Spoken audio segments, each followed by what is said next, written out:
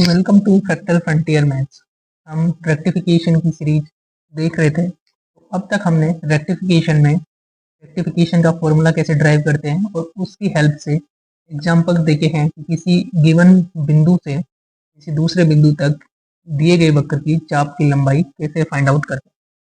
आज के इस लेक्चर में हम एक स्टेप आगे बढ़ते हुए नेज समीकरण के बारे में चर्चा करेंगे। नेज समीकरण यानी कि इंट्रिंसिक इक्वेशन।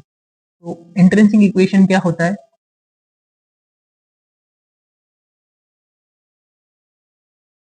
तो नेज समीकरण की डेफिनेशन क्या होती है? यदि किसी वक्र के किसी फिक्स्ड पॉइंट, जो कि हमें पॉइंट फिक्स पॉइंट दिया होता है ए, जिसके कोऑर्डिनेट्स है अल्फा कोमा बीटा, से variable point P x comma y तक, अगर उस वक्र में इस बिंदु ए से पी तक के चाप की लंबाई एस हो और उन बिंदुओं पर जो स्पर्श रेखाएं खींची जाती है उन दोनों के बीच का कोण साई हो, तो एस और साई के बीच के जो रिलेशन होता है उसे वक्र का नेज समीकरण यानी कि इंट्रिंसिक इक्वेशन कहा जाता है। तो किसी भी पॉइंट के लिए जो एस और साई के मान जो है केवल वक्र पर निर्भर करते हैं। तो जैसे जैसे वक्र चेंज होगा, यानी कि अलग अलग वक्रों के लिए एस और साई का जो रिलेशनशिप है वो अलग अलग होगा, वक्र की जो स्थिति है उस पर निर्भर नहीं करेगा। अब हमने डिफरेंशियल कैलकुलस में कुछ रिजल्ट्स पढ़ रखे हैं कि अगर वक्र y = fx दे रखा है तो उसके लिए tan साई का मान dy/dx होता है, और वक्र r = f थीटा के लिए थीटा प्लस फाई होता है वो साई के बराबर होता है, जहाँ फाई जो है वो दिया जाता है tan phi = r d(θ/dr)। अब हम कार्तीय वक्रों के लिए नेज समीकरण का कैसे निकालते हैं इस पे चर्चा करेंगे। वो मान लेते हैं कि वक्र का समीकरण y = fx। तो ये वक्र का समीकरण है y = fx। इस पर हम एक स्थिर बिंदु ए इस प्रकार से लेते हैं कि इस पर जो स्पर्श रेखा है वो एक्स एक्स के समांतर है और बिंदु P जो है वो वेरिएबल पॉइंट है x, y। इस पर स्पर्श रेखा जो है वो L2 के बराबर है। तो दोनों स्पर्श रेखाओं के जो बीच का कोण है वो हमने साई मान लिया है, और बिंदु ए से बिंदु P तक जो चाप की लंबाई है उसको हमने h से डिनोट किया है। तो ये दोनों समांतर रेखाएं हैं और ये इनकी प्रतिच्छेदन रेखा है, तो ये कोण और ये कोण बराबर रहेगा। तो ये हमने लिख लिया है यहाँ पे इसको।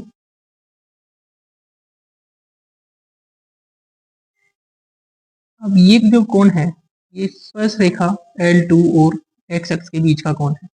तो स्पर्श रेखा x अक्ष के साथ जो कोण बनाती है उसका जो tan होता है वो dy/dx उस बिंदु पर डेरिवेटिव के बराबर होता है। तो tan साई जो है वो इक्वल हो जाएगा dy/dx, और बिंदु ए जिसके कोऑर्डिनेट्स हमने माने हैं अल्फा कोमा बीटा, से बिंदु पी जो कि वेरिएबल पॉइंट है उस तक चाप की लंबाई हमने प्रीवियस लेक्चर्स में डिस्कस कर रखा है। तो उसकी चाप की लंबाई कैसे दी जाएगी? Integral alpha to x square root 1 plus dy/dx square dx। हमारा एम क्या है? हमें एस और साई में रिलेशन एस्टेब्लिश करना है। तो इसके लिए क्या होगा, इस समीकरण में क्या क्या आएंगे कंपोनेंट? x आएगा, y आएगा और साई आएगा, ये तीन कंपोनेंट आएंगे। और समीकरण टू में एस एक्स और y, psi x y and S x y ये आएंगे। अब इन दोनों समीकरण से हम क्या करेंगे? x और y को एलिमिनेट कर देंगे। जब x और y को एलिमिनेट कर देंगे तो हमारे पास वक्र का नेज समीकरण प्राप्त होगा, यानी कि एक ऐसा फंक्शन या रिलेशन प्राप्त होगा हमें जिसमें s और साई होंगे। ये जो समीकरण है उस वक्र का नेज समीकरण कहलाएगा। इसी प्रकार से हम ध्रुवीय वक्रों के लिए इंट्रिंसिक इक्वेशन को फाइंड करने के लिए फॉर्मूला डिराइव कर सकते हैं। तो हमें एक वक्र का समीकरण दे रखा है r = f थीटा, जो कि एक पोलर वक्र है। इस पर एक फिक्स पॉइंट लेते हैं ए, जिसके कोऑर्डिनेट है a, अल्फा।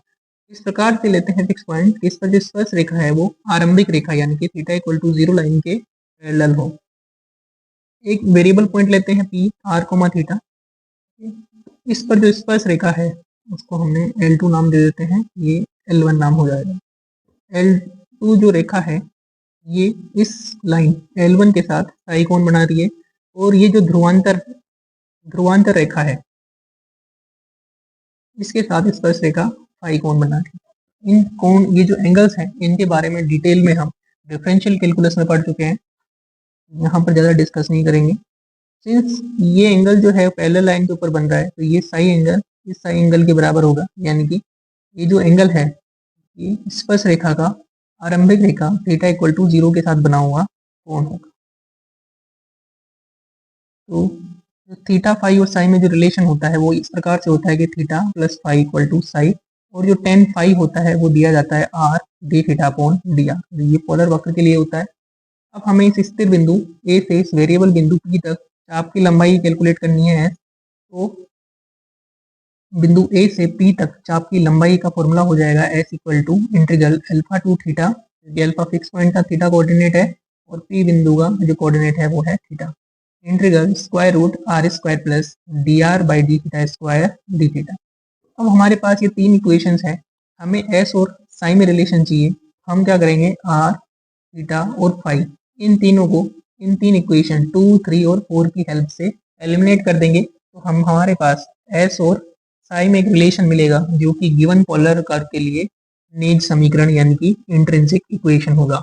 अब हम इन दोनों फॉर्मूलाज को इलस्ट्रेटिव एग्जांपल्स की सहायता से और अच्छे से समझ पाएंगे। तो हम एग्जांपल देखते हैं। Problem is find the intrinsic equation of the parabola y square equal to 4ax taking origin as the fix point, यानी कि जो पैराबोला है y square equal to 4ax उसका हमें नेज समीकरण ज्ञात करना है, जहाँ पर जो स्थिर बिंदु है वो क्या है, मूल बिंदु। उससे सॉल्व करते हैं। तो वक्र का समीकरण दे रखा है y square equal to 4x, तो ये एक पैराबोला का समीकरण है जिसका एक्सिस जो है एक्सिस एक्स एक्स है। ये इस प्रकार से पैराबोला होगा, ये बिंदु O इसका फिक्स पॉइंट है और P x, y इसका वेरिएबल पॉइंट है। तो सबसे पहले हम dy बाई डी एक्स निकालते हैं, तो इक्वेशन 1 का हम डिफ्रेंशिएट कर देते हैं with respect to x, y square का derivative 2y dy by d x equal to 4x का डेरिवेटिव 4a, यहाँ से dy बाई डी एक्स हो जाएगा 4a upon 2y means 2a by y, इसको इक्वेशन 2 दे देते हैं। बिंदु 0,0 से बिंदु P तक के चाप की लंबाई, क्योंकि हमें जो वक्र है वो y square equal to 4ax यानी कि x is a function of y type से दे रखा है, तो हम चाप की लंबाई निकालेंगे integral 0 to y square root 1 plus d x over d y square. तो d x over d y, ये d y by d x है 2a अपॉन वाई। इसी तरीके से अगर हम d x upon d y निकालेंगे तो वो आएगा y अपॉन 2a, इसकी वैल्यू सब्सटीट्यूट कर देते हैं y अपॉन 2a, ये हो जाएगा एलसीएम लेने पर 4a square plus y square divided by 2a, ये सभी स्क्वायर रूट के अंदर है।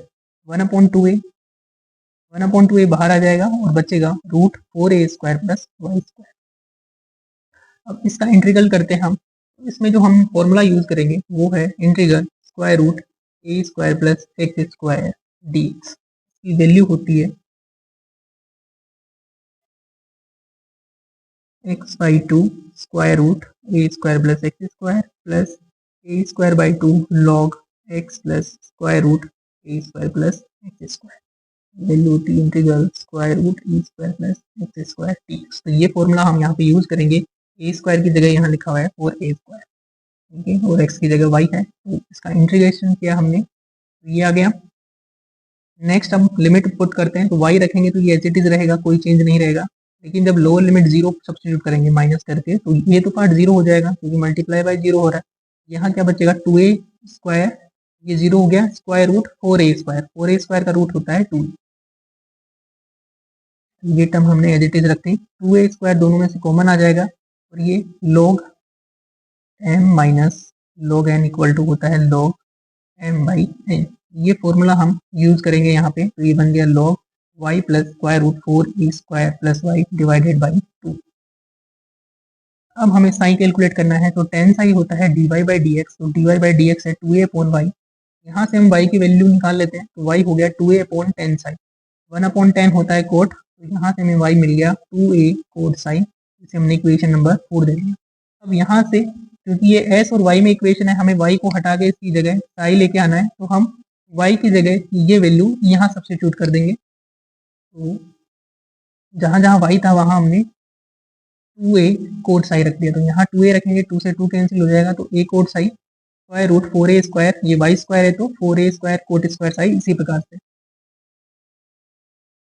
ये यहाँ से 4a स्क्वायर कॉमन आ जाएगा, तो 4a स्क्वायर रूट के बाहर आएगा तो 2a square root 1 plus cot square sine plus 2a square log, यहाँ से 2a कॉमन आएगा, 2a और 2a इससे कैंसिल हो जाएगा, यहाँ बचेगा cot psi plus square root 1 plus cot square psi, ये 2a into a, 2a square cot psi और 1 प्लस कोट स्क्वायर साई जो होता है वो कोसेक स्क्वायर साई के बराबर होता है, और कोसेक स्क्वायर साई का स्क्वायर रूट कोसेक साई, इसी प्रकार से ये आ जाएगा। तो हमारे पास जो इंट्रिंसिक इक्वेशन है वो आ जाएगी s equal to a, two a square को कॉमन ले सकते हैं दोनों साइड से, तो ए बचेगा cot psi cosec psi plus log cot psi plus cosec psi, तो ये आपकी parabola y square equal to 4ax का इंट्रिंसिक इक्वेशन है by taking origin as the fix point.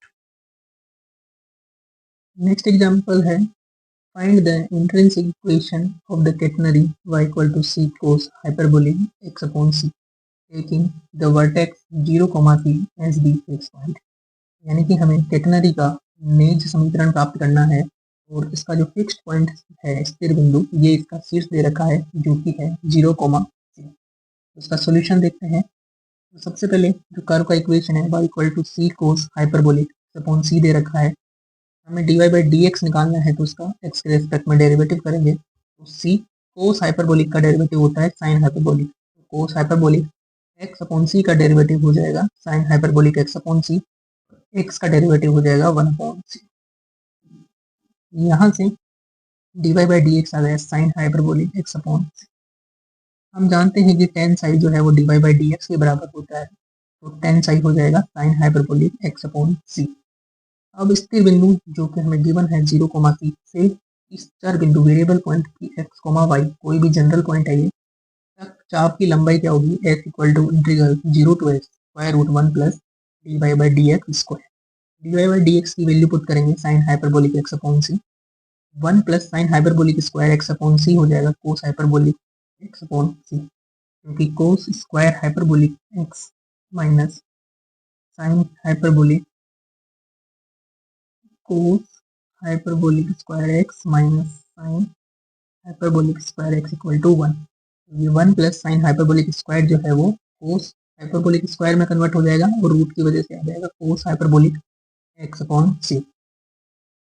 cos hyperbolic का इंटीग्रेशन करेंगे तो इसका इंटीग्रल होगा sin hyperbolic x upon c, x का जो कोफिशिएंट है उसको डिवाइड करेंगे तो ये आएगा 1 अपॉन c जो कन्वर्ट हो जाएगा c, लिमिट सब्स्टिट्यूट करेंगे तो s आ जाएगा c sin hyperbolic x upon c, but sin hyperbolic x upon c हमें पता है कि tan sin के बराबर होता है, तो इसकी जगह सब्स्टिट्यूट कर देंगे tan साई, तो s आ गया c tan साई जो कि catenary y equal to c cos hyperbolic x upon c का शीर्ष बिंदु को स्थिर बिंदु मानते हुए निज समीकरण आ गया, ये केटेनरी का निज समीकरण है। नेक्स्ट एग्जांपल है मूल बिंदु को स्थिर बिंदु मानकर निम्न चक्रज, चक्रज का इक्वेशन दे रखा है पैरामीट्रिक फॉर्म में, x equal to a theta plus sine theta y equal to a 1 minus cos theta, इसका हमें निज समीकरण निकालना है और इस रिजल्ट इसके निज समीकरण की सहायता से या फिर किसी भी और मेथड से हमें ये प्रूव करना है कि rho square plus s square equal to 16a square, जहाँ रो जो है इस वक्र की वक्रता त्रिज्या यानी कि रेडियस ऑफ कर्वेचर है। तो देखते हैं हम पहले इसकी निज समीकरण प्राप्त करते हैं। तो चक्रज का जो इक्वेशन है वो दे रखा है x equal to a theta plus sine theta y equal to a 1 minus cos theta, इसका थीटा के रिस्पेक्ट में डेरिवेटिव करते हैं तो x का डेरिवेटिव हो गया a थीटा का 1 साइन थीटा का कोस थीटा, इसी प्रकार से y का derivative with respect to theta हो गया dy by d theta equal to a 1 का 0 होगा कोस थीटा का माइनस साइन थीटा और माइनस से मल्टीप्लाई होकर ये प्लस साइन थीटा। अब हमें टेन साइन निकाल लेते हैं, पहले टेन साइन होता है डी बाई डी एक्स, ठीक है, तो ये हो जाएगा डी बाई डी एक्स को हम लिख सकते हैं d y by d theta divided by d x by d theta. ये हमने डिफरेंशियल कैलकुलस में पढ़ रखा है ये चीज़ें कि जब x जो है x और y अलग अलग पैरामीट्रिक फॉर्म में दे रखे हैं तो उनका डेरिवेटिव हम इस फॉर्मूले की सहायता से कैलकुलेट करते हैं। तो डी बाई डी थीटा है a साइन थीटा, इसकी वैल्यू सब्स्टिट्यूट कर दी, नीचे a 1 प्लस कोस थीटा, इससे a कैंसिल हो जाएगा sine theta upon 1 plus cos theta. इसे हम सिंप्लीफाई करेंगे तो इसको हम हाफ एंगल फॉर्मूला की सहायता से साइन थीटा को लिख सकते हैं 2 sine theta by 2 cos theta by 2, और कोस थीटा को लिख सकते हैं 2 cos square theta by 2 minus 1। यहाँ से 1 कैंसिल हो गया, 2 sine theta by 2 cos theta by 2 divided by 2 cos square theta by 2, 2 से 2 कैंसिल हो जाएगा, एक कोस से ऊपर तो बचेगा हमारे पास साइन अपॉन कोस, जो कि कन्वर्ट हो जाएगा टेन थीटा बाई 2। दोनों तरफ हम टेन इनवर्स लेंगे तो हमारे पास साई आ जाएगा थीटा बाई 2, या थीटा को हम लिख सकते हैं 2 साइन। अब हम आर्क लेंथ फाइंड करेंगे, तो स्थिर बिंदु यानी कि ओरिजिन हमें स्थिर बिंदु दे रखा है, जो कि क्या होता है थीटा इक्वल टू 0 से वेरिएबल पॉइंट किसी थीटा तक हमें चाप की लंबाई कैलकुलेट करनी है। एस हो जाएगा integral 0 to theta square root d x by d theta square plus d y by d theta square. तो d x by d theta की वैल्यू सब्स्टिट्यूट कर देंगे और d y by d theta की value substitute कर देंगे। यहाँ से स्क्वायर दोनों में कॉमन आ रहा है, तो ये रूट के बाहर आ जाएगा, और इसका स्क्वायर ओपन करेंगे तो 1 plus 2 cos theta plus cos square theta, और ये आपका यहाँ sine square theta. Cos square theta plus sine square theta 1 हो जाएगा, 1 प्लस 1 2 हो जाएगा, तो ये बनेगा 2 प्लस 2 कोस थीटा। यहाँ से 2 कॉमन ले लेंगे तो रूट 2 आ जाएगा, square root 1 plus cos theta. अब वापस से हम कोस को हाफ एंगल फॉर्मूला यूज करेंगे, 2 cos square theta by 2 minus 1, ये 1 से 1 कैंसिल हो जाएगा, यहाँ से आएगा root 2 cos theta by 2, root 2 into 2 में कन्वर्ट हो गया। कोस थीटा बाई 2 को इंटीग्रेट करेंगे तो कोस का इंटीग्रेशन होता है साइन, ठीक है, और थीटा का जो कोफिशिएंट है वो 1/2 है, तो उससे डिवाइड कर देंगे तो ये बनेगा 2 sine theta by 2। Limit substitute करेंगे तो ये होगा 2 into 2 4a sine theta by 2। हमें पता है कि थीटा जो है वो 2 साई के बराबर है, तो यहाँ थीटा की जगह हम 2 साई रख देंगे तो s आ जाएगा 4a साइन साई, जो कि चक्र यानी कि साइक्लॉइड का इंट्रिंसिक इक्वेशन। अब हमें वक्रता त्रिज्या और एस में रिलेशन निकालना है, तो वक्रता त्रिज्या की डेफिनेशन होती है कि rho equal to d s upon d psi. अगर वक्र एस और साई में दे रखा है तो d s upon d psi जो होता है वो रेडियस ऑफ कर्वेचर को डिनोट करता है। तो हम इसका डेरिवेटिव कर देंगे with respect to psi, 4a sine psi का डेरिवेटिव कोस साई, दोनों का स्क्वायर कर लेंगे क्योंकि हमें रो और एस में रिलेशन निकालना है। एस जो है वो साइन की फॉर्म में आ रहा है, तो कोस को हमें साइन में चेंज करना पड़ेगा, तो उसके लिए हम दोनों पक्षों का स्क्वायर करते हैं, तो ये कोस स्क्वायर हो जाएगा। कोस को लिख सकते हैं 1 माइनस साइन स्क्वायर साइड, दोनों को मल्टीप्लाई करेंगे तो 16a square minus 16a square sine square sine. जो 16a स्क्वायर साइन स्क्वायर है इसको लिख सकते हैं 4a साइन साई का होल स्क्वायर, और 4a साइन साई जो है वो s के बराबर है, ये हो जाएगा माइनस एस स्क्वायर। इसको हम लेफ्ट साइड में लेके जाते हैं तो rho square plus s square equal to 16a square, यही हमें प्रूफ करना था।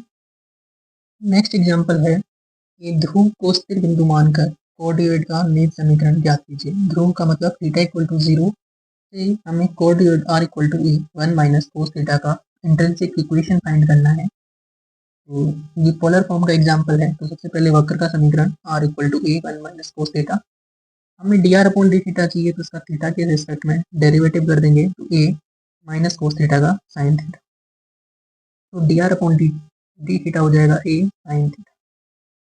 अब हम जानते हैं कि टेन फाई जो होता है वो होता है r d theta upon d r, ये हो जाएगा r d theta upon d r को लिख सकते हैं 1 upon a sine theta, r को हम लिख सकते हैं ए 1 माइनस कोस थीटा, ए से ए कैंसिल हो जाएगा, ये बचेगा 1 minus cos theta divided by sine theta. Cos theta का हाफ एंगल फॉर्मूला यूज करेंगे 1 minus 2 sine square theta by 2, और साइन थीटा को लिख सकते हैं 2 sine theta by 2 cos theta by 2, 1 से 1 कैंसिल हो जाएगा, ये बचेगा 2 sine square theta by 2 divided by 2 sine theta by 2 cos theta by 2, तो हमें टेन फाई मिल जाएगा, टेन थीटा बाई 2, फाई हो जाएगा थीटा बाई 2। हम जानते हैं कि थीटा प्लस फाई जो है वो साई के बराबर है, हमारा अल्टीमेट गोल जो है वो साई फाइंड करना है, तो थीटा प्लस फाई जो है वो साई के बराबर होता है, तो फाई की जगह हम थीटा बाई 2 सब्स्टिट्यूट कर देंगे, तो साई आ जाएगा थीटा प्लस थीटा बाई 2 यानी कि 3 थीटा बाई 2। हमें थीटा फाइंड करना है इन टर्म्स ऑफ साइन, तो थीटा हो जाएगा 2/3 इंटू साइन। अब हम एस फाइंड करेंगे स्थिर बिंदु थीटा इक्वल टू 0 से किसी वेरिएबल पॉइंट थीटा तक की चाप लंबाई। पोलर फॉर्म में फॉर्मूला यूज करेंगे तो s equal to integral 0 to theta square root r square plus d r by d theta का स्क्वायर। आर और d r by d theta की वैल्यू सब्स्टिट्यूट करेंगे, ये आर की वैल्यू है और ये d r by d theta की वैल्यू।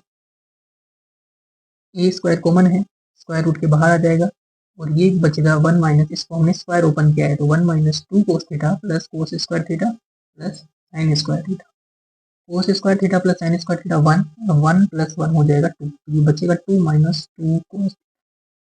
2 को भी हम बाहर ले लेते हैं, तो ये root 2 integral 0 to theta 1 minus cos theta. अब इस 1 को हटाने के लिए हम कोस का हाफ एंगल फॉर्मूला यूज करेंगे, ये हो जाएगा 2 sine square theta by 2 minus it will be 1 minus 2 sin square theta by 2. There is mistake. So it will be a root 2 integral 0 to theta square root 2 sin theta by 2 d theta. Root 2 और root 2 में convert हो जाएगा। Sine theta by 2 का integration करेंगे, sign का integration होता है minus cos theta, और थीटा का जो कोफिशिएंट है उससे डिवाइड कर देंगे, तो ये हो जाएगा -2 कोस थीटा बाई 2। अब लिमिट पुट करेंगे तो -2 कोस थीटा बाई 2 -2 कोस 0 की वैल्यू 1, ये माइनस रहेगा, -2 माइनस रहेगा ऑलरेडी, माइनस कोस 0, ये हो जाएगा प्लस, तो कॉमन ले लेंगे तो एच आ जाएगा 4a 1 minus cos theta by 2, और थीटा जो था वो आपका थीटा इक्वल टू 2/3 साइन, और थीटा बाई 2 हो जाएगा 1/3 साइन, एच हो जाएगा 4a 1 minus cos sign by 3, जो कि cardioid r equal to a 1 minus cos theta का intrinsic equation. The next example is find the intrinsic equation of the curve p equal to r sin alpha। जो equation है वो हमें दे रखा है p equal to r sin alpha, यानी कि p और r में इक्वेशन दे रखा है जिसे हम पेडल इक्वेशन भी कहते हैं। इसको सॉल्व करने के लिए p और r में रिलेशन दे रखा है, हम r की वैल्यू फाइंड करते हैं। यहाँ से r इक्वल टू हो जाएगा p अपॉन साइन अल्फा, और 1 अपॉन साइन अल्फा को लिख सकते हैं कोसेक अल्फा। अब इसका p के रिस्पेक्ट में डेरिवेटिव करते हैं तो dr अपॉन dp हो जाएगा कोसेक अल्फा। तो सबसे पहले तो हम चाप की लंबाई कैलकुलेट करते हैं, स्थिर बिंदु जो कि होगा r इक्वल टू 0 से जो वेरिएबल पॉइंट है r तक हम चाप की लंबाई कैलकुलेट करेंगे। क्योंकि वक्र का समीकरण जो है अधिक समीकरण यानी पेडल इक्वेशन की फॉर्म में दे रखा है, तो हम s का फॉर्मूला पेडल इक्वेशन के फॉर्मूले से हम देंगे। तो s होता है इंटीग्रल पॉइंट 0 से r upon square root r square minus p square. ये फॉर्मूला हम हमारे रेक्टिफिकेशन के फर्स्ट लेक्चर में भी डिस्कस कर चुके हैं। तो यहाँ से p की वैल्यू सब्स्टिट्यूट करते हैं, p इक्वल टू गिवन है हमें r साइन अल्फा, तो यहाँ पे सब्स्टिट्यूट करते हैं। यहाँ से r स्क्वायर कॉमन आ जाएगा और रूट के बाहर आएगा तो r, और r से r कैंसिल हो जाएगा, यहाँ बचेगा 1 minus sine square alpha. 1 minus sine square alpha को लिख सकते हैं कोस स्क्वायर अल्फा, और कोस स्क्वायर अल्फा का रूट होगा कोस अल्फा, और 1 अपॉन कोस अल्फा हो जाएगा सेक, और इंटीग्रल हो जाएगा r। हमारे पास s इक्वल टू मिल गया r सेक अल्फा। अब हमें फाइंड करना है इंट्रिंसिक इक्वेशन, यानी कि s और साई में रिलेशन फाइंड करना है। तो हमारे पास यहाँ साई की कोई ऐसे समीकरण नहीं है, लेकिन हम रेडियस ऑफ कर्वेचर का यूज करते हुए s और साई में रिलेशन एस्टेब्लिश करेंगे। अगर रो को हम डिनोट करें रेडियस ऑफ कर्वेचर, तो रो को हम लिख सकते हैं ds अपॉन डी साई, और पेडल इक्वेशन के लिए ds अपॉन डी साई होता है r dr upon dt। r dr upon dp की वैल्यू होगी कोसेक अल्फा, तो ds अपॉन डी साई आ गया। अब हमें इस r को रिप्लेस करना है यहाँ इस इक्वेशन से, s इक्वल टू है r सेक अल्फा, यहाँ से r आ जाएगा s upon sec alpha. r की जगह हमने सब्स्टिट्यूट कर दिया s अपॉन सेक अल्फा, तो 1 अपॉन सेक अल्फा हो गया कोस अल्फा, और कोसेक अल्फा को लिख सकते हैं 1 upon sine alpha, cos alpha upon sine alpha हो जाएगा कोट अल्फा। तो हमारे पास एक डिफरेंशियल इक्वेशन मिलेगी ds upon d psi equal to s cot alpha. Alpha constant है, कोई प्रॉब्लम नहीं है। अब हम इस डिफरेंशियल इक्वेशन को सॉल्व करेंगे। तो आपने क्लास 12th में डिफरेंशियल इक्वेशन देखी होगी, उसमें जो सबसे पहला मेथड होता है वो होता है method of separation of variable, चरों का पृथक्करण। तो चरों के पृथक्करण में क्या होता है कि हम चरों को अलग अलग कर देते हैं। जैसे यहाँ पर 2 वेरिएबल है s और साई, तो हम s को एक जगह कर देंगे लेफ्ट साइड में और साई को राइट साइड में। ds अपॉन s को हम इधर लेके आ गए तो ds अपॉन s, और डी साई को हम इस तरफ लेके चले जाएंगे तो कोट अल्फा डी साई। अब दोनों पक्षों का हम समाकलन कर देंगे। 1 अपॉन s का समाकलन होता है log s, और डी साई का समाकलन होगा साई, प्लस समाकलन का कांस्टेंट, ये हम कांस्टेंट ले रहे हैं इसे कॉम्पैक्ट फॉर्म में लिखने के लिए हम कांस्टेंट जो है वो log a का यूज करेंगे, जहाँ a कांस्टेंट है। अब log वाले टर्म को एक साथ रखते हैं तो log s minus log a हो जाएगा cot alpha into sine. log s minus log a हो जाएगा log s अपॉन a और साई कोट अल्फा। log को हटाने के लिए दोनों पक्षों का हम एंटी log ले लेंगे। s अपॉन a हो जाएगा e raise to the power psi cot alpha. s आ जाएगा a e raise to the power psi cot alpha, जो कि equation p equal to r sine alpha का इंट्रिंसिक इक्वेशन है। इसी के साथ रेक्टिफिकेशन पर 3 लेक्चर्स की जो सीरीज है वो समाप्त होती है। यदि आपने पहले के 2 वीडियोस अभी तक नहीं देखे हैं तो अभी उन वीडियोस को देखें और रेक्टिफिकेशन के इस इम्पोर्टेंट कॉन्सेप्ट को स्ट्रॉन्ग करें। लिंक आपको डिस्क्रिप्शन में मिल जाएगा। यदि आपको किसी स्टेप में कोई डाउट है या किसी और प्रॉब्लम को सॉल्व करने में डिफ़िकल्टी आ रही है तो कमेंट में ज़रूर लिखें। लेक्चर्स के नोट्स टेलीग्राम चैनल पर आपको मिल जाएंगे।